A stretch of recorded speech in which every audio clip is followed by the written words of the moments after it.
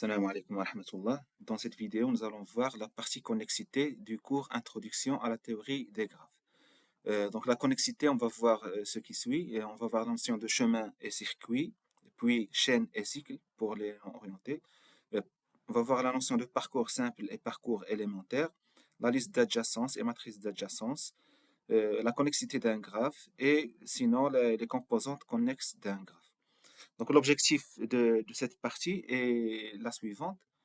Donc, supposons qu'on a un graphe que vous voyez ici. L'idée, c'est que si on veut faire un parcours d'une manière un peu aléatoire, ou bien un choix aléatoire d'un sommet, est-ce qu'on peut choisir, par exemple, le sommet ci-dessus? Est-ce que ce sommet-là, on peut atteindre un autre sommet choisi de manière aléatoire? Si c'est le cas pour n'importe quelle paire de sommets dans ce graphe-là, alors le graphe est connexe, c'est l'objectif, c'est l'idéal pour la gestion des algorithmes qu'on va voir après. Donc voilà, on choisit par exemple un sommet quelconque. Vérification, est-ce qu'il y a un chemin? Oui, il y a un chemin entre ces deux sommets. Voilà, c'est bon. Un autre chemin, donc c'est quel que soit le chemin choisi, on va trouver toujours un chemin qui va faire le parcours entre les deux sommets choisis. Voilà un pour l'un et voilà pour l'autre. Donc ça, c'est l'idéal, c'est ce qu'on souhaite pour traiter les graphes, mais c'est pas toujours le cas, malheureusement. Donc si on choisit par exemple le graphe suivant, on voit qu'il y a des parties séparées un peu. Et si on choisit de faire le parcours, par exemple, à partir du sommet 2 vers un autre sommet du même groupe, par exemple ici le sommet 3, on voit très bien qu'il y a un chemin donc, entre le 2 et le 3, et il y en a plusieurs d'ailleurs. Donc c'est le 2, 1, 3 ou bien le 2, 4, 3, comme vous voulez. Par contre, si on choisit d'aller entre le 2 et le 9, ou là, entre le 2 et le 10, malheureusement, il n'y a pas de possibilité parce qu'il y a une séparation entre ces parties-là du graphe. De même pour le 6, 7, 8, si on choisit par exemple le 6, on veut l'atteindre, on ne peut pas parce qu'il n'est pas accessible.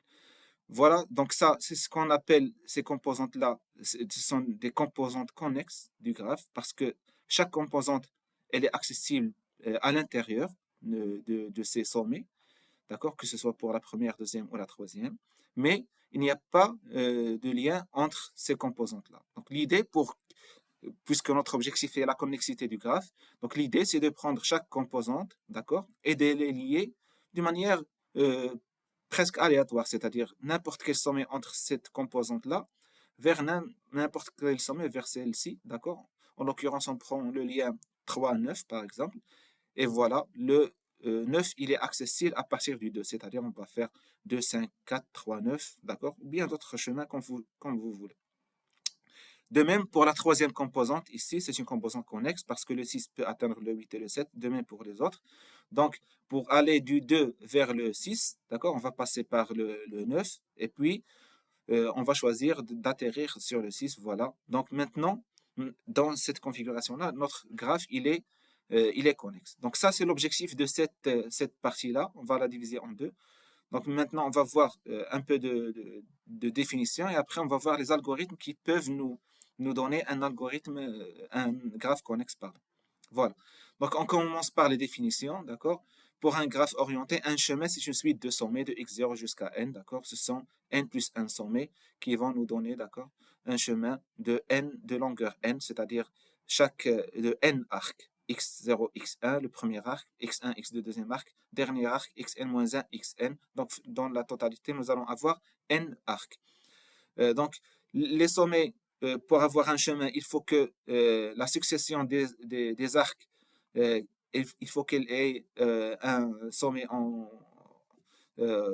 consécutif, c'est-à-dire les deux sommets consécutifs sont reliés par un arc du premier vers le second. Autrement dit, quel que soit le i choisi, xi plus 1, il appartient les arcs, les edges le graphe. Okay. Euh, Par définition, on va appeler le x0 comme origine et le xn comme extrémité du chemin. La longueur, c'est le nombre d'arcs qui construit ce chemin. Par exemple, le cas que nous avons vu, c'est n. Un circuit, c'est un chemin de longueur non nulle dont l'origine et l'extrémité coïncident, d'accord, qui se referme sur lui-même. Un circuit de longueur 1, on va l'appeler une boucle. Euh, on va voir un exemple ici. Donc AB, A, B, D, C, B. Donc ça, c'est un chemin valide. De même pour les autres. On va voir pour le AB, C. Donc le BC, c'est pas un chemin valide dans le cas orienté parce que on n'a que le C vers B, mais on n'a pas le B vers C. D'accord? Donc ce n'est pas un chemin. De même pour l'autre exemple. Les circuits, donc le B, D, C, B, c'est un circuit. Donc, il commence par B, il se referme sur lui-même, il se termine par B. De même pour l'autre. Et le B, C, D, c'est pas un circuit pour la simple raison que BC n'appartient pas à l'ensemble des edges. De même pour les non orientés, d'accord, on va appeler une chaîne, c'est au lieu de chemin. Donc, c'est la même définition, c'est-à-dire des sommets qui sont reliés et chaque arête, ils ont, chaque deux arêtes successives, ils ont un sommet en commun, c'est-à-dire l'extrémité de l'un et la partie initiale de l'autre. De la même façon, on va définir les, les chaînes, d'accord? Et par définition, on va garder les mêmes. C'est origine extrémité de la chaîne, d'accord? Au lieu de chemin. Euh, la même chose pour la longueur, d'accord? Et au lieu de, on va parler de cycle, c'est une chaîne de longueur en nu qui se referme sur elle-même, c'est-à-dire l'origine et l'extrémité coïncident. Un cycle de longueur 1, c'est toujours une boucle, que ce soit pour le graphe orienté ou non orienté. Euh, donc, soit le graphe suivant, donc ici on va avoir une chaîne, donc C, D, B, B, A, c'est une chaîne, de même pour les autres. CB, DA, c'est pas une chaîne parce qu'il n'y a pas l'arête DA pour la simple raison. Et on va voir un cycle, le C, D, B, B, C. Il part à partir du C, il retourne vers le C, donc c'est un cycle qui est valide.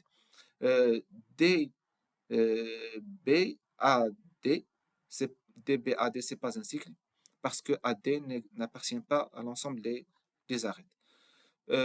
Ces définitions s'appliquent que dans le cas où le graphe, il y a un seul arc ou une seule arête entre deux sommets.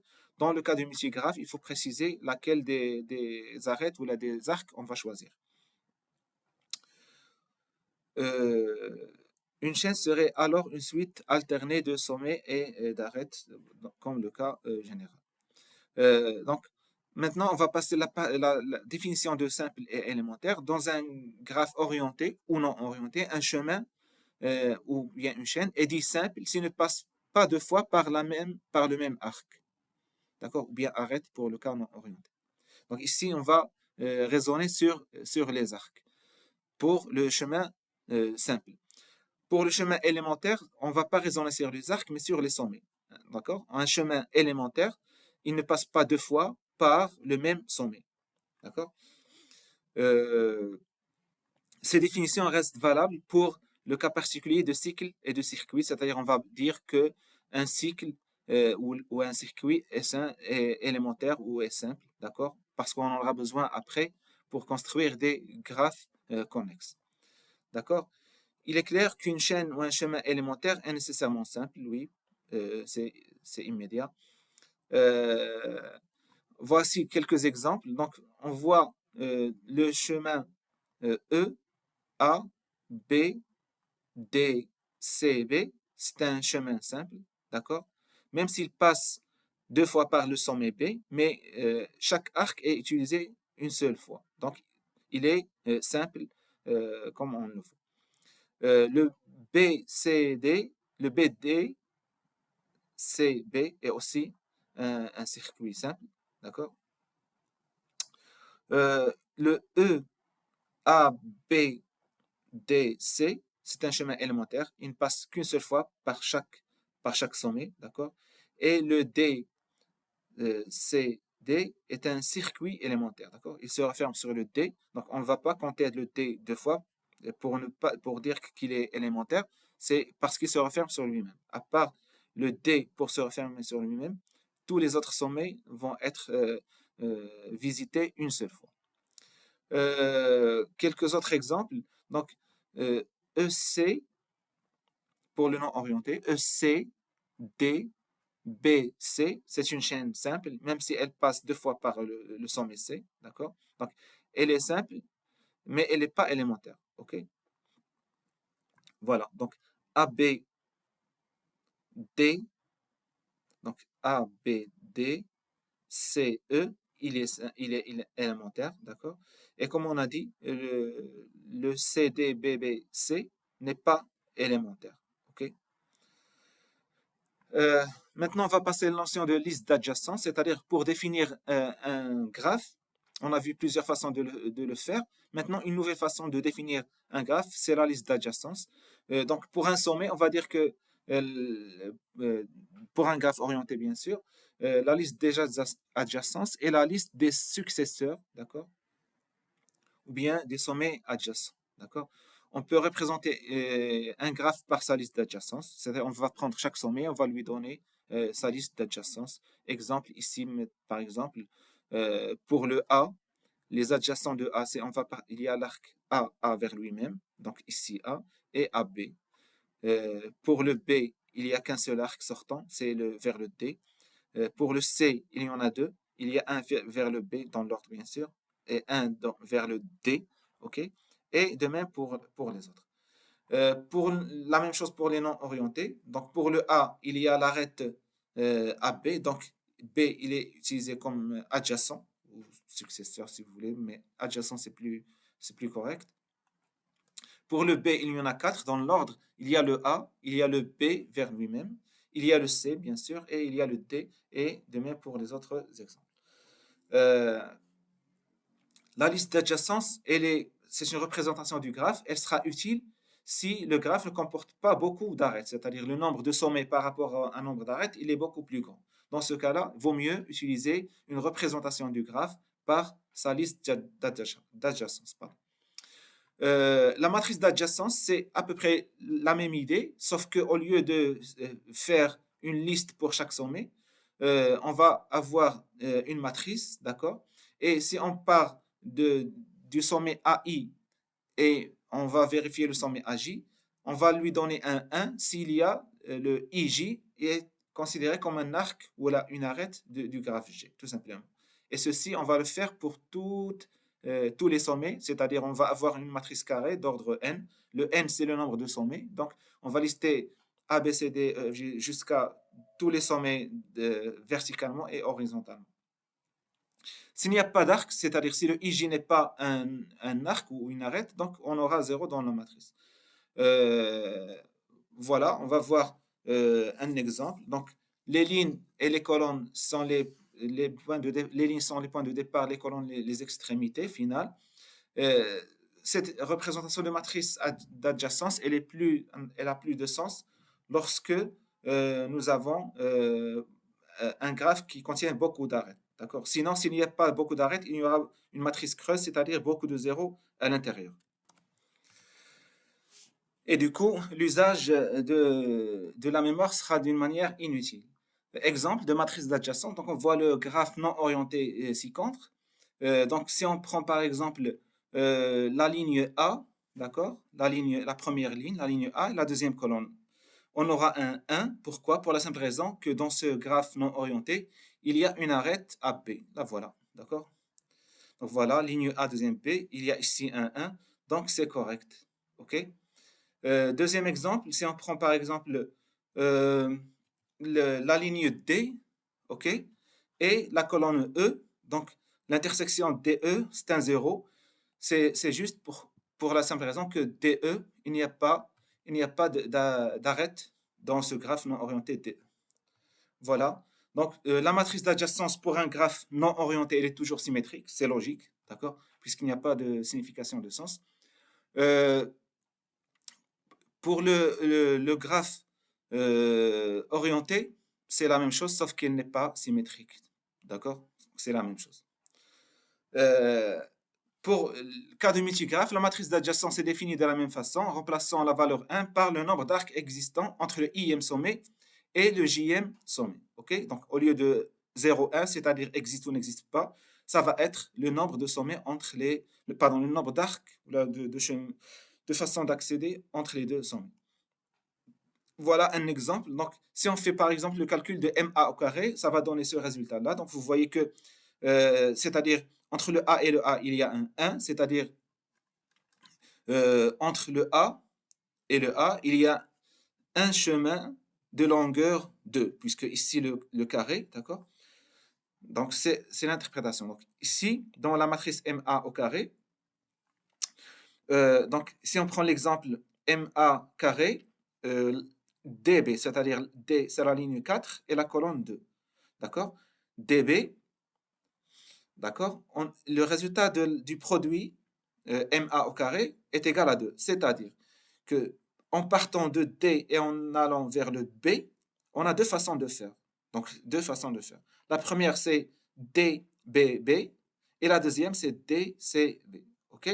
De même pour les autres exemples. Par exemple, pour aller de B vers lui-même, les chemins de longueur 2, d'accord, ici donc la matrice carrée, les chemins de longueur 2, on a quatre façons de faire. Oui, les chaînes de longueur 2, on a quatre façons de faire. C'est B deux fois sur lui-même, et un aller-retour vers les autres sommets, il y a trois façons, donc BAB, BCB et BDB. Donc, en totalité, c'est quatre façons de faire. De la même façon, pour les matrices d'ordre 3, c'est-à-dire la matrice d'adjacence à la puissance 3, elle va contenir ici, par exemple, entre D et B, il y a, donc dans la matrice MA au cube, c'est-à-dire il y a six façons d'aller de D vers B de longueur 3. D'accord? De même ici pour les exemples. Donc ici, pour aller de C vers D, il y a cinq façons de faire pour une chaîne de longueur 3. D'accord? Et les voici, donc C, E, C, D, et ainsi de suite. Donc, l'interprétation de ça, c'est-à-dire que soit le graphe orienté qu'on voit devant nous et la matrice d'adjacence, le produit MA au carré, c'est-à-dire l'existence, d'accord, ou la non-existence d'un sommet. Donc, c'est-à-dire, d'une autre façon de faire, on va utiliser la matrice d'adjacence binaire, c'est-à-dire avec euh, la multiplication binaire et la sommation, si vous voulez, une sommation binaire, mais c'est-à-dire un et un ou. D'accord? La matrice d'adjacence d'ordre multiple, donc l'interprétation, c'est que le coefficient situé à l'intersection de la ième ligne et la jème colonne de la matrice d'adjacence d'ordre P, c'est-à-dire est égal au nombre de chaînes, ou bien chemins bien sûr, de longueur P ayant pour origine I et pour extrémité J. Donc ça, c'est la partie qu'on a besoin. La prochaine vidéo, Inch'Allah, on va voir d'autres notions pour compléter la partie de connexion.